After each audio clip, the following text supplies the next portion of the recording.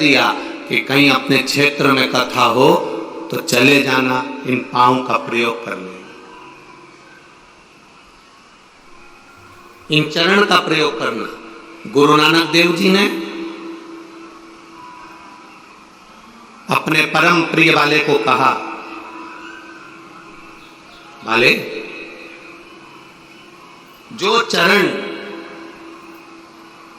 परम पूज्य संतों में संत, संतों में संत शिरोमणि गुरु नानक देव जी कह रहे हैं, बाले जो चरण चलकर गुरु के द्वारे तक जाता है, जो चरण चलकर भगवान की चौखट तक जाता है, बाले वो गुरु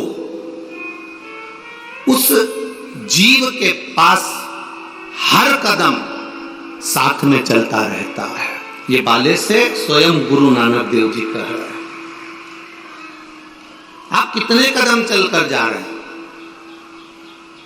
आप कितने चरण चलकर परमात्मा के करीब पहुंच रहे हैं? आप कितने चरण चलकर गुरु के द्वार तक जा रहे हैं? वो परमात्मा आपके साथ चल रहा है। विश्वास दृढ़ कर परमात्मा को प्राप्त किया जा सकता है।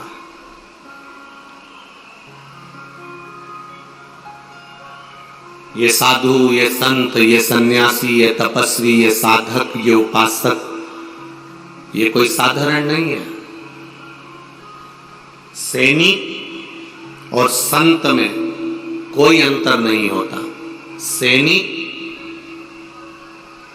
भूमि की रक्षा करता है भारत की, और संत धर्म की रक्षा करता है भारत की।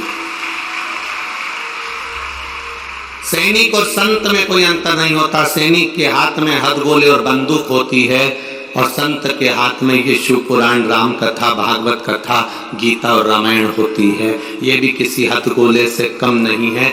बस वो बॉर्डर पर खड़ा हुआ है और बॉर्डर पर खड़े होकर भूमि की रक्षा कर रहा है, और संत भी आपके उम्र की हर बॉर्डर पर खड़ा हुआ है। बचपन में, जवानी में, अधेड़ी में, बुढ़ापे में वो आपको ज्ञान देता रहता है कि थोड़ा सा संवर जाओ, आपकी जिंदगी संवर जाएगी। वो खड़ा है। सैनिक भी तब साधना करता है, ठंड में, बारिश में, धूप में, एक जैसा खड़ा रहता है। बर्फ गिर रही है तो भी वो पड़ा हुआ है, तो ये तपी तो है, ये साधना ही तो है। बारिश गिर रही है तो भी खड़ा है बॉर्डर के ऊपर, ये तपी तो है, साधना ही तो है। गर्मी पड़ रही है तो भी खड़ा हुआ है, ये तप है, ये साधना। संत भी क्या करता है? ये भी तप साधना करता है। व्रत रखता है, उपास रखता है, अग्नि में तपता है, पानी का हंडा रख लेता है, ठंड में मालूम पड़े ठंडे पानी से ताप करता है, वो भी कर रहा है। तो वो भी तप रहा है, ये भी तप रहा है, वो भी साधना कर रहा है, ये भी साधना कर रहा है। उस साधना के बल पर हमें क्या प्राप्त हो? एक संत, एक सैनिक, ये दोनों राष्ट्र रक्षा के लिए बहुत जरूरी है, बहुत जरूरी। और एक बात कहना चाहूंगा, संत और सैनिक, इन दोनों से बढ़कर राष्ट्र रक्षा के लिए एक और जरूरी है, वो है प्रत्येक घर में रहने वाली माँ जो अपने बच्चों को संस्कार देगी तो उस राष्ट्र की रक्षा अच्छी होगी।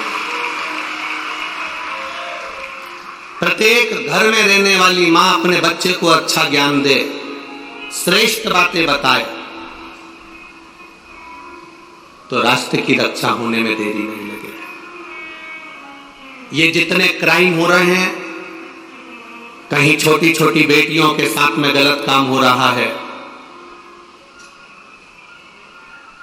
कहीं स्त्रियों का कोई वस्त्र खींचा जाता है,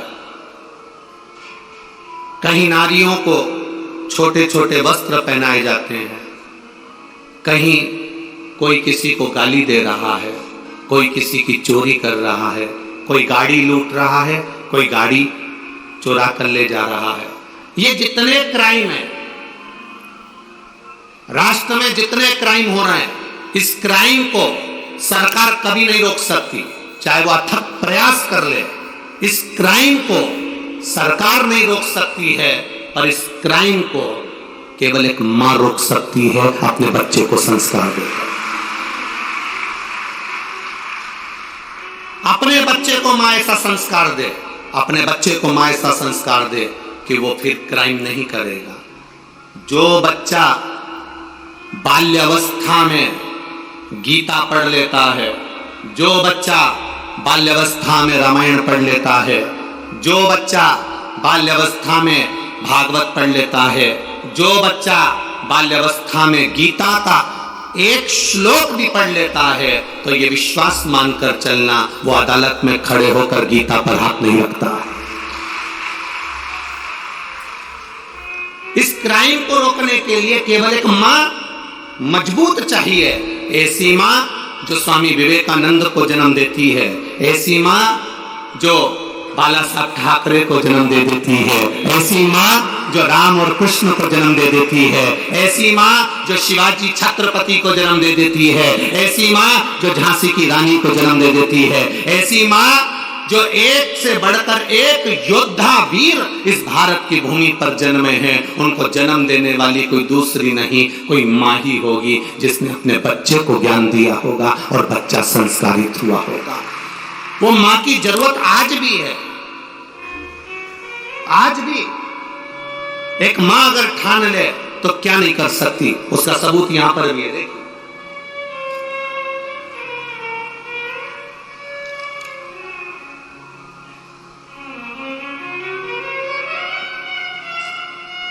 पहले इस बच्ची का विकलांग सर्टिफिकेट देख लीजिए कि इस बच्ची को माइंड में भी तकलीफ है, निशक्त व्यक्ति हेतु प्रमाण पत्र इस बच्ची का है, जो माइंड से भी खराब है, शरीर से भी खराब है, मुंह में से राल टपकती रहती है, हाथ पैर दुबले हैं। एक बच्चा जब जन्म लेता है कई बार माता के गर्भ से, तो बच्चे के साथ ऐसा क्रिम हो जाता है।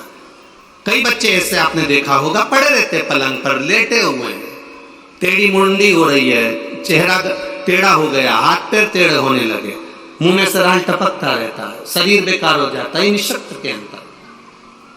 अब उस मां की, जिसने पत्र लिखा है, मेरा नाम अर्जुन राजकुमार सुगंधी है, मैं महाजना पेश बुरहानपुर का निवासी हूं। कहीं बैठे हो तो हाथ हिला सकते हैं, जहां कहीं भी बैठे हो। अब बेटी का फोटो देखिए, जो बच्ची माइंड से और शरीर से बेकार है, उसका फोटो ये वाला। और बाबा ने जब कृपा करी इस बेटी के ऊपर, उस फोटो को भी आप देख लीजिए जो उसके बाजू में लगा हुआ।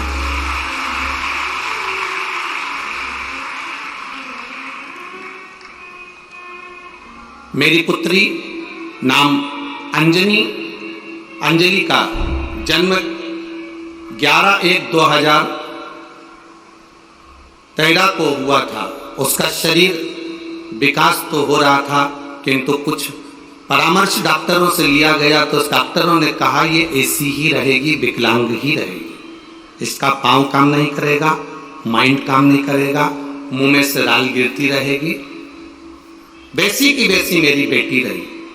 इंदौर इलाज करवाया, जलगांव करवाया, खामगांव करवाया, मुंबई करवाया, सारे डॉक्टरों को दिखाया, पर कोई डॉक्टर ने ये नहीं कहा कि ये ठीक होगी।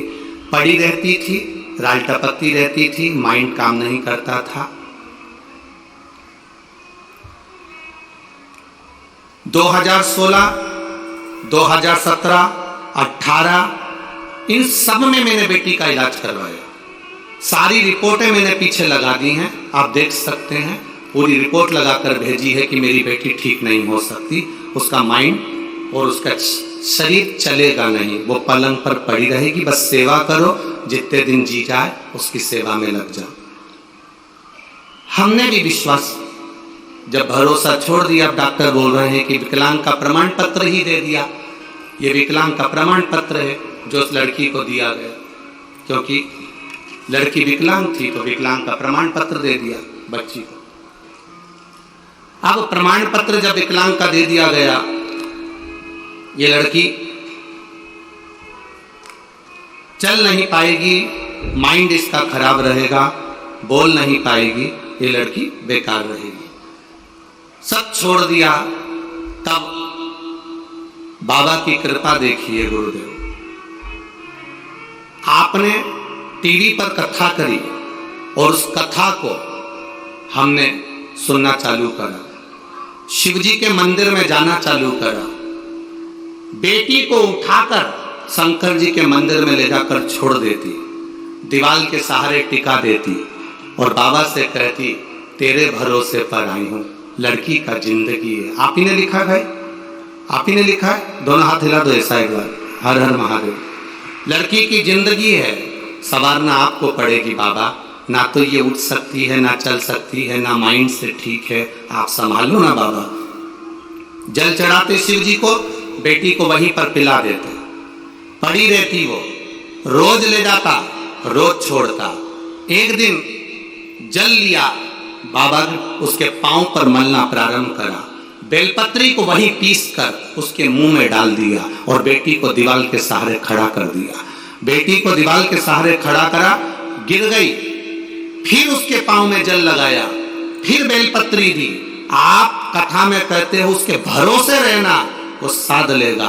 फिर बेटी को खड़ा करा, बेटी फिर टपक गई, फिर दिया बेलपत्र, फिर जल चढ़ाया, फिर बेटी को दिया।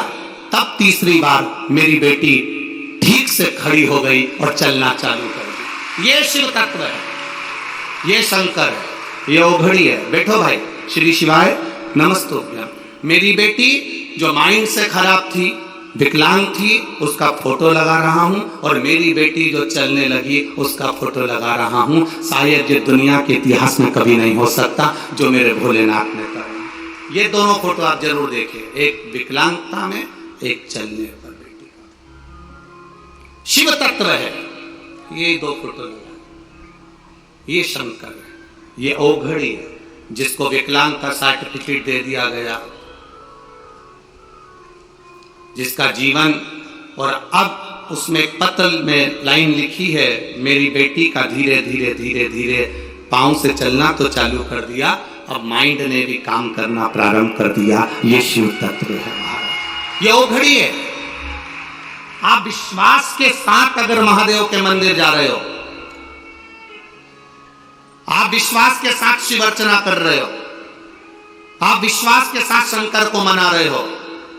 अब इसमें कोई सियोर वाला महाराज नहीं आया, और ना सियोर वाले महाराज ने कोई बेल दी, ना कोई भभूति दी, ना कोई तंत्र है, ना कोई मंत्र है, केवल आपका भरोसा, केवल भरोसा।